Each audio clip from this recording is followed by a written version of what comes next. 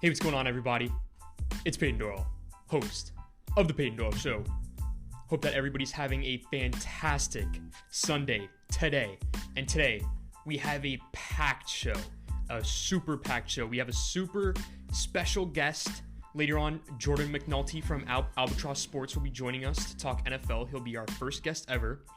I'll be getting into my thoughts on the NFL Top 100 list, the top destinations for Antonio Brown. But first, the NBA regular season has officially resumed, and I've already drawn a conclusion, and that is the New Orleans Pelicans, they don't want to make the playoffs. They're not interested in making the playoffs this season. In the Pelicans' first game against the Utah Jazz, they only played Zion Williamson 15 minutes. And then, in their second game against the Clippers, Zion only played a whopping 14 minutes. They lost both games, and now they're 0-2 since the NBA season has resumed. The NBA tried their hardest to throw up a lob for the Pelicans to make the NBA playoffs very easily, giving them the easiest schedule, and it seems that the Pelicans are declining their invitation to the NBA playoffs. Listen, Brandon Ingram, he's a great player. He's a great player, a super great player. But let's not get it twisted. He's not the team MVP. Zion Williamson is the Pelicans MVP. Brandon Ingram is the all-star sidekick that every team needs. But Zion is the key to New Orleans' success. He has had an immediate impact on that team even during the short period of time that he's played this season. Zion Williamson, and I thought this was an interesting stat that I thought I should share with everyone. Zion Williamson has played in 594 minutes this season. Not too much, right? But during those 594 minutes, the Pelicans are plus 104.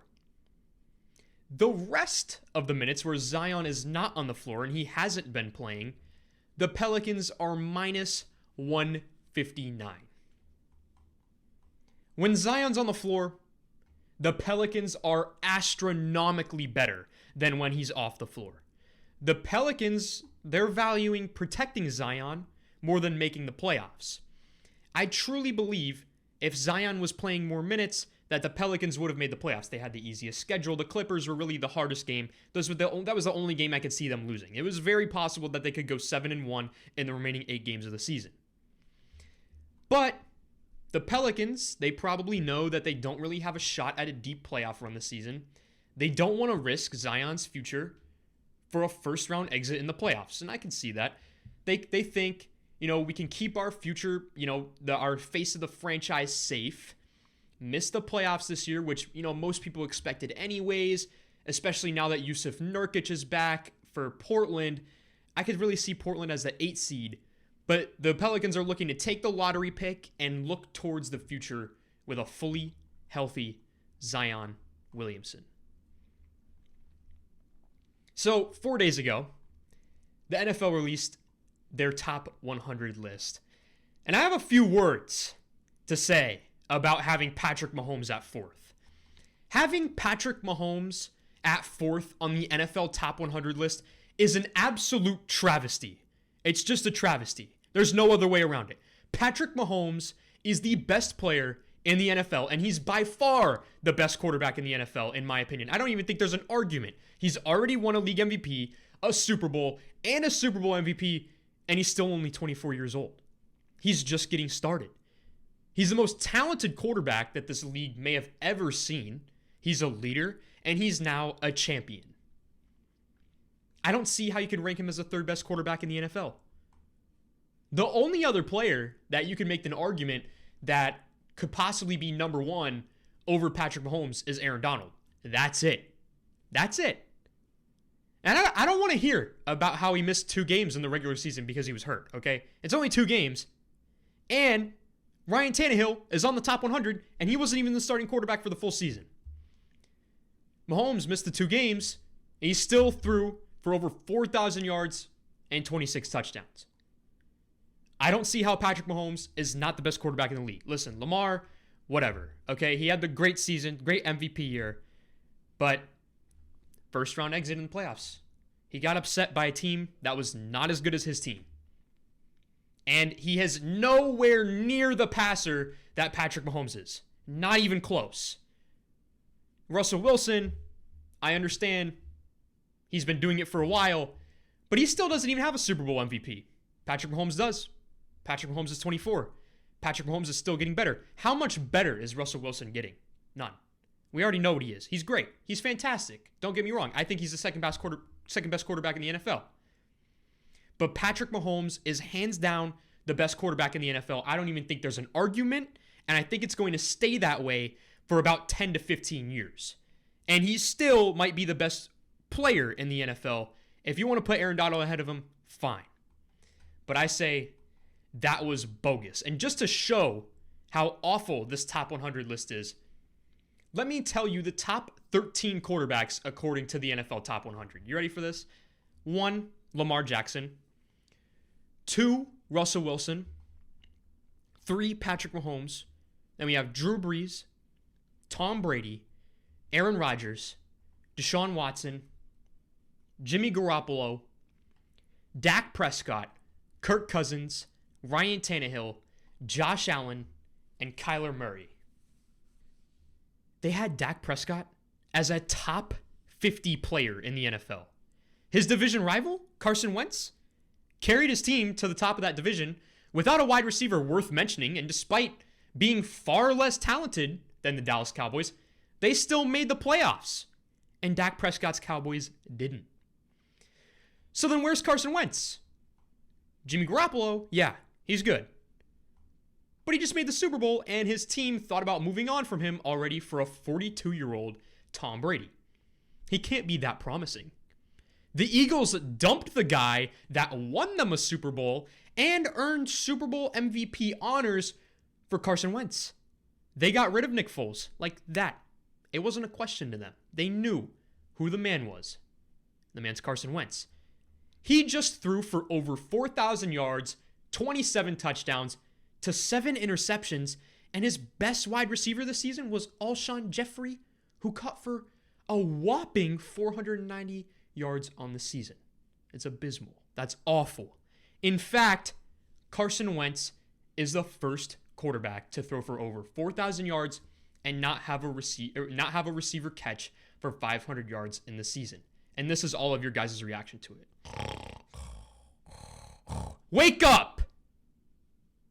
Carson Wentz is the man. It's time for you guys to start putting respect on Carson Wentz's name. All right, and today we have a very special day. Today's the first time we're having a guest on the Peyton Doyle Show, and that guest is Jordan McAnulty, CEO, chairman, and founder of Albatross Sports. So Jordan, tell us a little bit about Albatross Sports and how it came about. Well, first of all, Peyton, it's great to be on the show. Thank you for having me. But I started it actually back in community college. I started it as a homework assignment, and I was just fooling around, making a spreadsheet for the Eagles. They just won the Super Bowl. So I was like putting that in HTML, and I was like, this is actually kind of fun. I might want to try to keep stats and standings. And then eventually I added NHL playoffs and NBA playoffs, and I just kept expanding on the sports, and I eventually got to a point this year where I had 70 different sports on my website. So, wow. Yeah, it's pretty fun. Yeah, doing it. That's awesome, man. I love the website. Thank you. You had a trailer that you wanted me to show the audience for this upcoming NFL season, so I'm actually going to play that for everybody right now. Awesome. Thanks. Our Super Bowl champions here in Miami as they win it here in Super Bowl 54.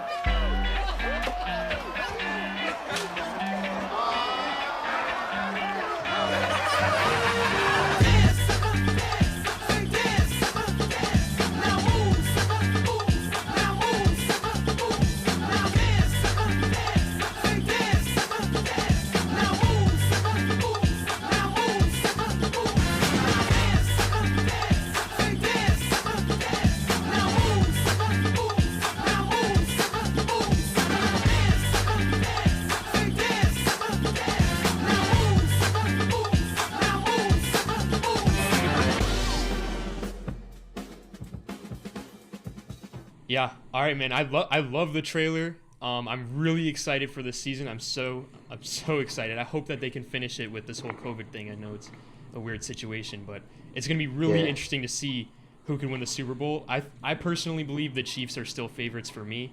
What about you? What do you think? I would have to agree. I mean, I don't like to pick a repeat Super Bowl champion just because I'm that guy, but they have the same exact team pretty much. They lost like two players, I believe. I don't know exactly who, but they're not playing. That one guy, his name is too hard to pronounce, but he opted out for COVID. So as long as they don't have any players opt out, I can't imagine them not making the Super Bowl, especially with the Patriots not being as good as they are now or were. I don't know. I just can't see the Chiefs not being in the AFC representative. Yeah, I totally agree. I know that they lost Damian Williams. Damian Williams opt out from this season, but they did draft Clyde Edwards-Helaire in the first round, so I think he could fill that gap nicely. But with 20 of 22 starters from a Super Bowl team remaining, it's kind of hard to give anyone else the nod as favorites. But anyways, really quick, Jamal Adams was traded to the Seahawks for 2 first-round picks, a third-round pick, and Bradley McDougald. I said previously on an episode that I believe that Jamal Adams was worth 1 first-round pick and a third-round pick. Do you think that the Seahawks gave up too much for Jamal Adams? And if so, what do you think they should have given up? Well, I think the Jets have way too many picks now. And I think New York's, they're going to blow it on some really average players that they probably should, you know how New York Jets go. Yeah. But I think the Seahawks actually got the better end of the stick here. I mean, I would say Jamal Adams, he's the best safety in the league. So, I don't know. Giving all those picks away, it might upset Seattle fans, but in the long run, I think they have a team that could contend for the Super Bowl, so I don't think they have to worry about that right now. And if they do lose all those picks with the Super Bowl ring, who's going to care, Mm-hmm. That's what I would say about that. Yeah, I still don't think New York will take advantage of those picks smartly. So you think Seattle won the trade? Yes. That's interesting. I thought that Seattle gave up way too much for him, especially after he called out the owner, called out Adam Gase. We all knew that Jamal Adams had to be traded. So 2 first-round picks and a third-round pick and a safety, like another safety, a player,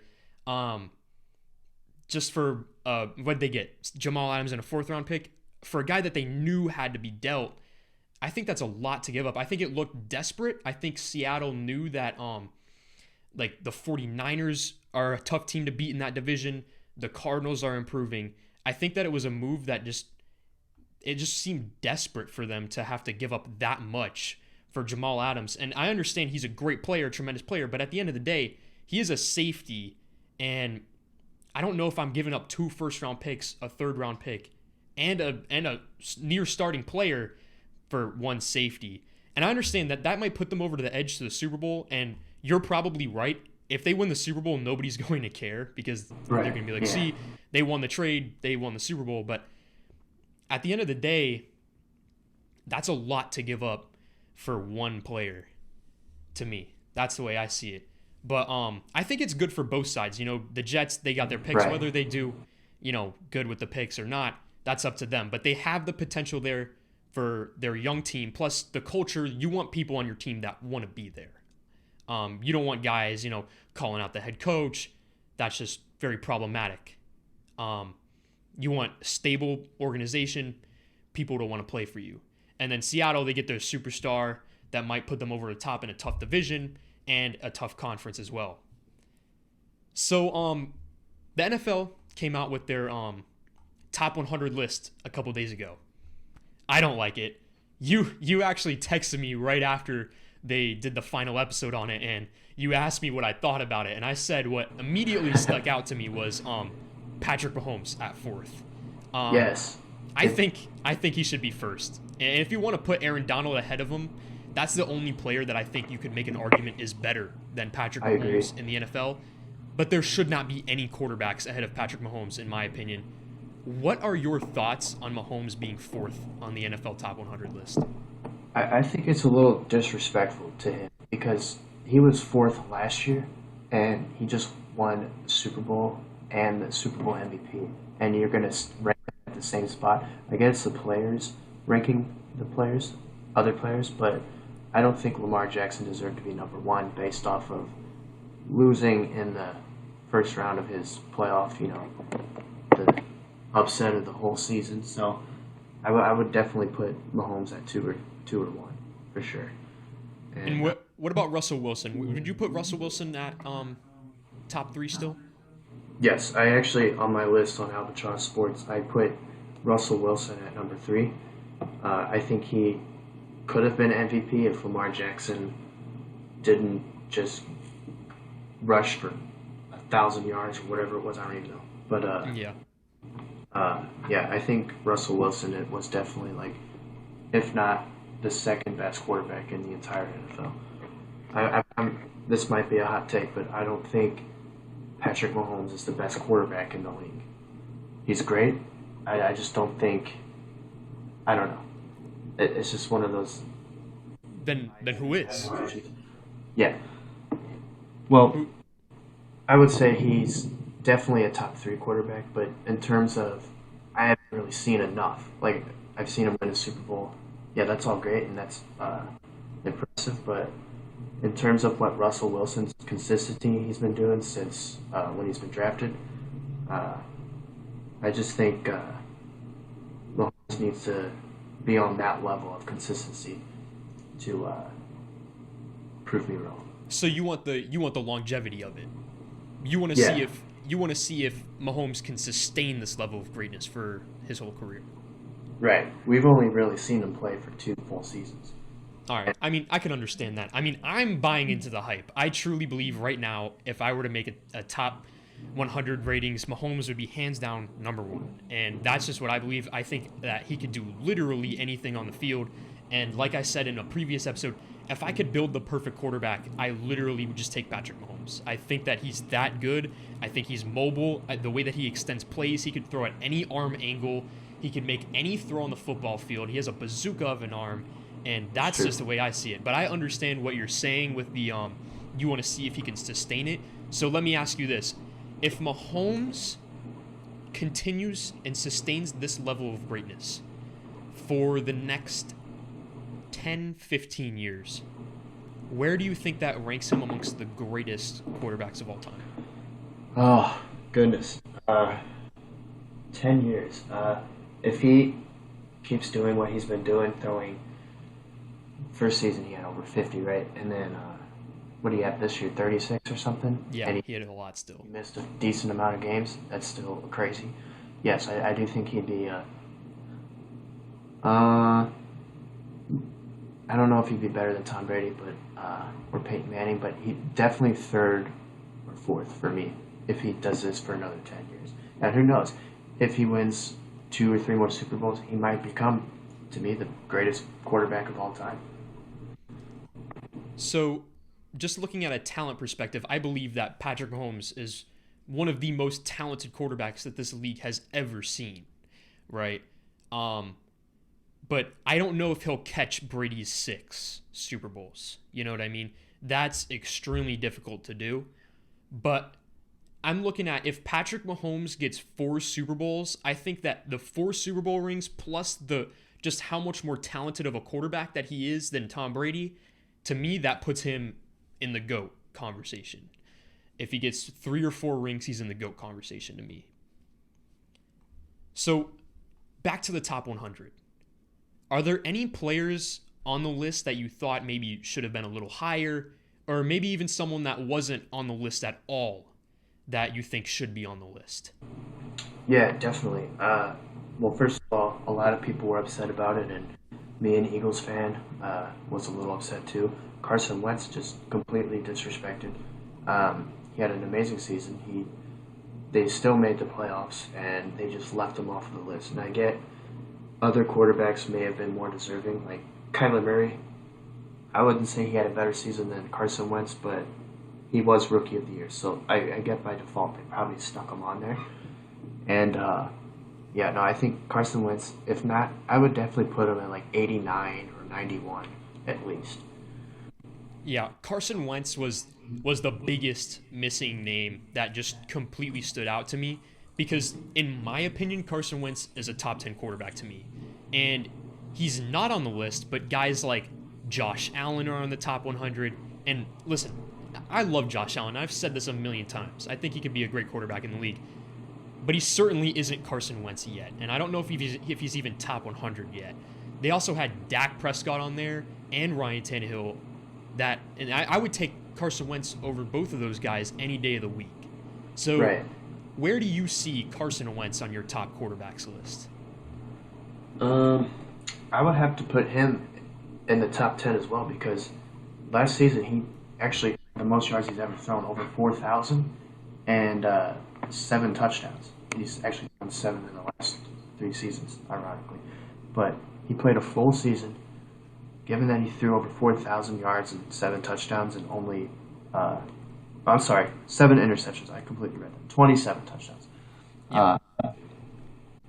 He just has to be on the list. And then in the league, I would probably put him at maybe just right at 10, honestly. Number 10. 10th best quarterback in the league for me is Carson Wentz.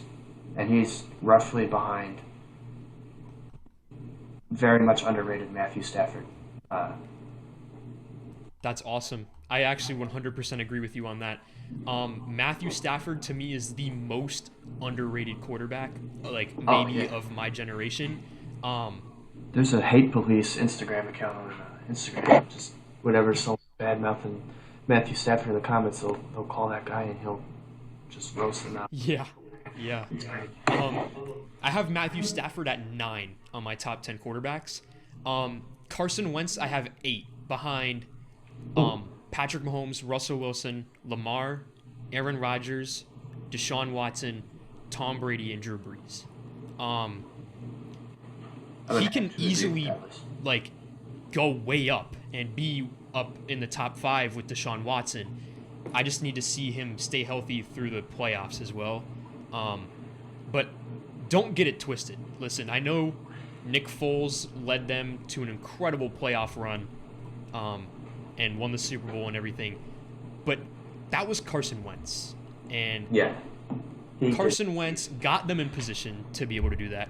And absolutely, I still truly believe if Carson Wentz was healthy, they would have won the Super Bowl regardless if it was Nick Foles or Carson Wentz or not. I agree. You know what I mean?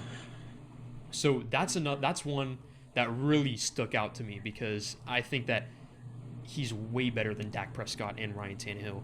Plus, I think he was the first quarterback to throw for over 4,000 yards and didn't have a receiver catch for over 500 yards. That's a stat that I saw. He was throwing to just absolutely nobodies towards the end of the year due to all the injuries on that wide receiver group, and he still won his division, still made a playoff game, and was competitive in it until he got hurt. They actually could have beat Seattle, I believe, if it wasn't for him getting injured midway through the game. So in other news, the Buccaneers signed LaShawn McCoy. I don't think that makes them really any better, but I'm really high on the Bucs this year. A lot of people aren't, and a lot of people have disagreed with me on Instagram. I'm sure you saw I released my NFC South record predictions. I see the Buccaneers at 12-4 and winning that division. A lot of people in the comment section had something to say to me. I actually received a few DMs saying, "Yo, what are you doing? Like, are you okay?" Buccaneers at 12-4, Saints at 10-6. That's ridiculous. What do you think of the Buccaneers this season and the NFC South as a whole? Well, I agree with you on the Bucs being a over 10-win team. I don't know. It's just it depends on the Saints for the Buccaneers and how they do for the division. I think they'll split the series in the season, but as a team, I think the Buccaneers are a top 8 team. Maybe top 5 even, because you can't go against the argument of Tom Brady. he's going to do what Tom Brady does. And now he's got Gronk back, just touchdown machine over there. And then LaShawn McCoy, he actually doesn't remind me of Christian McCaffrey, but he can do the same things Christian McCaffrey can do, if that makes sense.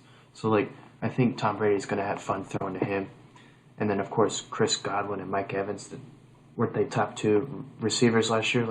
This is a great team. And I've been saying it even before they signed Brady that they'd be due for the playoffs and maybe even a Super Bowl against the Patriots. I said that 2 years ago. That would be this year or next year, because I thought they would end up ditching Jameis Winston and drafting Jalen Hurts, and then I thought they'd go on a huge run. But their defense, that's the most non-talked element of their entire team. And it's a fantastic defense. They got Vita Vea, they got Ndamukong Suh, Levante David, another top 100 player. Shaquille Barrett, let's not forget about him. And then so many other, Jason Pierre-Paul. People are underestimating this defense, and I think stopping the run is going to be an incredible part of their win this season. I 100% agree with that about the defense. I also love Todd Bowles as their defensive coordinator.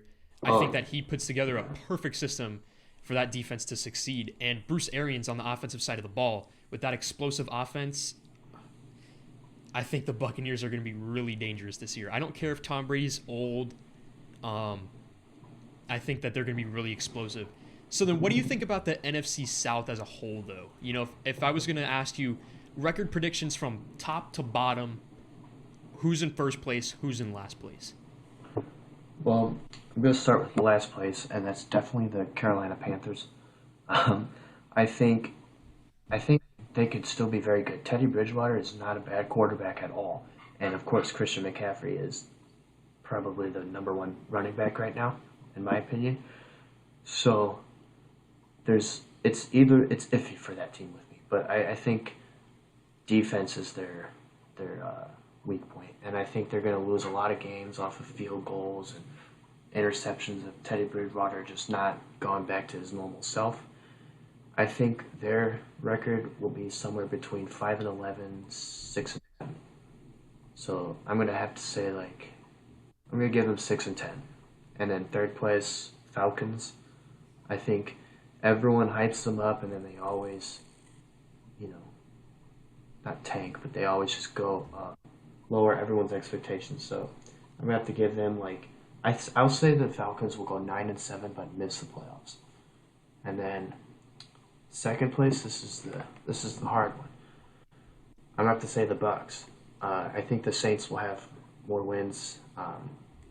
Drew Brees, you can't argue against him. And they're really the same team, great defense, great receivers, a greatest of all time quarterback on each team, So I have to say the Bucs 11-5, then the Saints 12-4. That's my prediction. Okay. Yeah. See, I had the Bucs winning at 12-4, and then I had the Saints at 10-6, mainly because I'm worried about Drew Brees, and really? We've seen it in the past few seasons. He starts off super strong and then kind of dies out towards the end of the year. It seems like his arm gets a little bit tired, and that's maybe part of the reason that they don't perform well in the playoffs.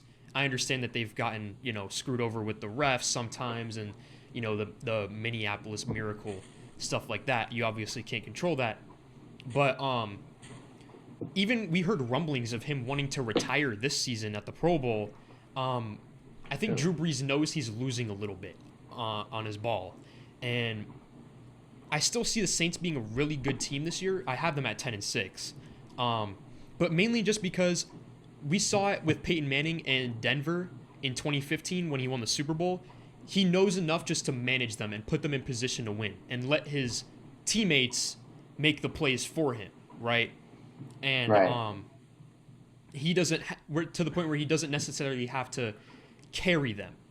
I still see the Saints being a really good team making the playoffs, but I just don't see them winning the division, especially since their schedule is really tough down the stretch, and they play in a lot of cold weather open stadiums down the stretch, which is bad for aging bodies, especially tired aging bodies. Everything in the cold hurts. If you get, hit, it hurts more than in the warm weather. That's part of the reason why I think Tom Brady moved to Florida, was because the warm weather. If he has a home game in December, it's not going to be -2 degrees, stuff like that. It's going to be 70 and chilly and nice, and I just don't think that the Saints are going to win it this year. And then the Falcons, I'm just out on them because I think that their coach is on the hot seat. I think Dan Quinn, he's on the hot seat this year.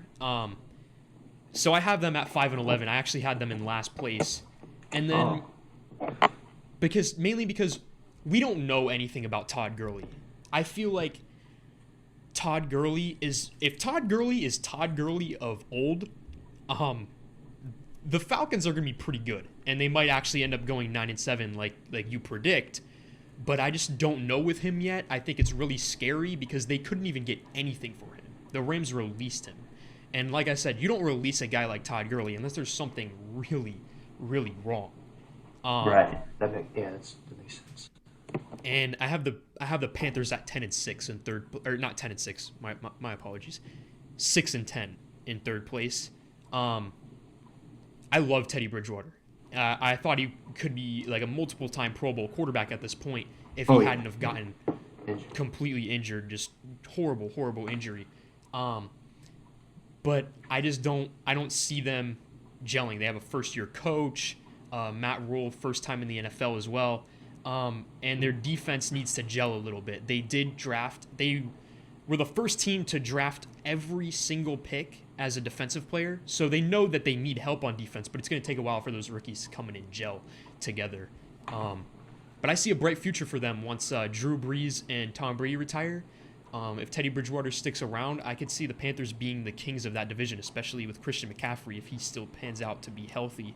But yeah, so that's my opinions on the NFC South as a whole. But could you see this is completely absurd of me to even mention, but could you see a situation where Carolina wins the division, makes a wild card even, makes like actually, a Nick Foles story? Not win the division, but here's the thing: with the extra wild card spot this season, there's going to be a division where 3 teams make the playoffs. This division is a pretty good division, so that's a division we could keep an eye on. If Carolina, has it right, for whatever reason, Teddy Bridgewater is perfect this year. DJ Moore develops into a really nice wide receiver for them. They did sign Robbie Anderson to have on the outside with speed. I love that signing. I thought it was super underrated. Good fantasy pickup there. And that's something that they had when they made the Super Bowl with Ted Ginn. They just had Ted Ginn. He would beat you over the top. So I think that they have weapons to do it. If Matt Rule is a good coach and uses Christian McCaffrey well, they could win up to 8-9 games.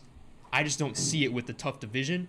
But yes, I could certainly see a scenario where the Carolina Panthers surprise a lot of people this year. Actually, I made a top 5 surprise teams going into the year, and the Panthers I think I had at like 3rd. They could surprise a lot of people, I think. There could be a scenario where they make the playoffs. And that brings up a good... I think the Dolphins could be a surprise team in terms of wins. Their defense is scary. Oh, yeah, and they signed a They're lot a of people. team for the Kyle Van future. Noy, Byron Jones. Yep. I saw the Dolphins at 6-10 mainly because Tua is having no real off season. It's kind of weird. I'm not really high on rookie quarterbacks this year, and they have to play the NFC West. That's a lot of traveling for a young team that's trying to adapt to NFL life. So that's why I had them at 6-10. But like I said on the episode, it's a promising 6-10 in my opinion. Yeah, and I foresee, since the Patriots signed Cam Newton for 1 year, I see next year being the Dolphins' year to shine because they'll have Tua most definitely starting next season. Devontae Parker, top 10 receiver in my opinion, and then who knows who else they'll get. And Don't forget about Preston Williams as well. at wide receiver. That's a wide receiver duo for the future. Devontae Parker and Preston Williams. I love that. I love that duo. Yeah. He tore his ACL midway through the year. Oh, is he from Colorado or something? Preston? Yeah. I'm not sure what college he played for, but he was a rookie last year. Oh, yeah, I'll keep it. So just underrated fantasy pick, do you think? What was that? Underrated fantasy selection there, Preston Williams. Yeah, that could be a fantasy sleeper. Okay. Yeah. Another question. Yeah. What do you think of the Patriots this year? With Cam Newton, do you think he'll be the starter week 1, or will it be Jarrett Stidham? I think it most definitely, if there are fans in attendance, I think Cam Newton 100%. Even without, I think it's 100% because we know what Cam has done. I mean, 15-1 MVP, make the Super Bowl and lose, still made the Super Bowl, and he's still, I would say, top 15 quarterback if he hasn't been injured for so long. But yeah, I think they'll start the Cam Newton, and I honestly think they'll still win the division easily this season. So you have them over Buffalo? I do. I think Buffalo's defense is one of the best, but I just don't trust their offense. Josh Allen's very good. I just have a feeling he's gonna throw a lot of picks this year and fumble. And I don't know. I think he's on the path of Matthew Stafford. They need to surround him with extreme talent, not mediocre. They got Stephon Diggs. That's great. I think they just need more.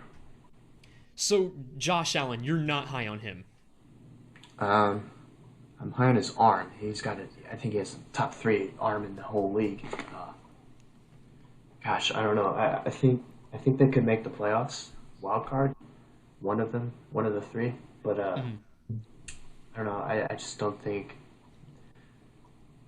they don't have that oomph. You know what I mean? Like to me, I think they're gonna play the Rams this year. I think that's an easy win. But I think that'll be I think they're gonna have scores of 31-28, stuff like that. Their defense is so overhyped, and they're gonna. Let me know if I'm right about this. I think what you're trying to say is you don't know if Josh Allen has an it factor about him, something special. Yeah, not I just don't see him being that good of a quarterback, in my opinion. Yeah, I can understand that. I haven't seen him really take over a game yet, but I certainly think the talent's there for him to be able to develop. He had more rushing touchdowns than Lamar last year, surprisingly. Yeah, and since he's gotten in the league, he has more rushing touchdowns than Saquon Barkley. They should just convert him to run. He has legs. Yeah. He has legs. If they build around his skill set, they'd be a fantastic team. But I think they're just utilizing him as a standard quarterback, which he is not a standard quarterback. He's a freak. I think, I don't know, he can throw the deep ball, so getting Stephon Diggs is great, but I just don't see them competing with teams like the Chiefs or the Seahawks, teams like that. I don't think they're a top team. I think they're they're a great team, but they're not a top team, in my opinion. Yeah, so one last question. Yeah. If I were to ask you a record prediction for the Bills and the Patriots, what would you give me? Ooh.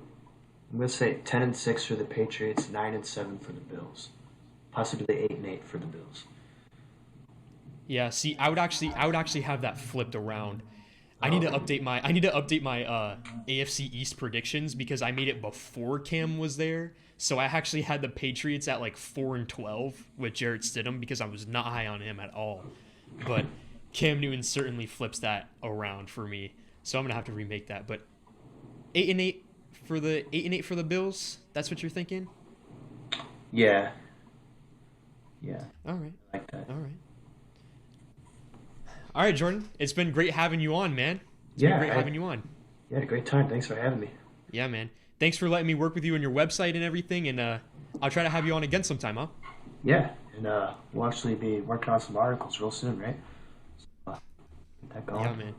Yep, we're actually making the top 10 quarterbacks list real soon. But me and Jordan, both on his website. I'll actually put the link in the description for everybody to go check out the website. It's albatrossports.com. Also, make sure to go check Jordan out on Instagram as well, at Albatross Sports, and YouTube, Albatross Sports. Super great website, super great dude. Super great having you on, Jordan. Thank you. I appreciate it, Peyton. Yeah, no problem, man. All right, and really quickly, just to finish off the show, I wanted to talk about Antonio Brown. So, as you all have probably heard, Antonio Brown has been suspended 8 games for violating the NFL's personal conduct policy. He's been back and forth on retirement, whether or not he should play or not. I actually thought that this was super interesting to me because Antonio Brown getting suspended 8 games is the only time that a free agent getting suspended actually helps their chances of getting signed to a team, in my opinion. There was a lot of uncertainty about Antonio Brown and if he was going to be suspended, and if so, how long he was going to be suspended for. Well, now we all know. So the question that I wanted to bring up really quickly just to close out the show is, what are the top 3 landing spots for Antonio Brown? At number 3, I have the Baltimore Ravens. We all know that Lamar Jackson loves AB and really has been pushing for the team to sign him. However, I am not sure how he would fit in with that team. We all know Antonio Brown, he needs his targets to be happy. If a team is going to sign Antonio Brown, they need to target him a lot. The problem with Antonio Brown on the Ravens is that Lamar Jackson simply does not throw the ball enough. Lamar was 26th in the NFL in pass attempts last season. That offense doesn't pass a lot. There simply just isn't enough passes to go around between Antonio Brown and his cousin Marquise Hollywood Brown and Mark Andrews. There's just not enough passes. I don't see the fit in Baltimore with AB, but Lamar really wants him and his cousin, I'm sure, really wants him. So that certainly holds some weight in the Ravens' decision making. Now at number 2, I have Seattle.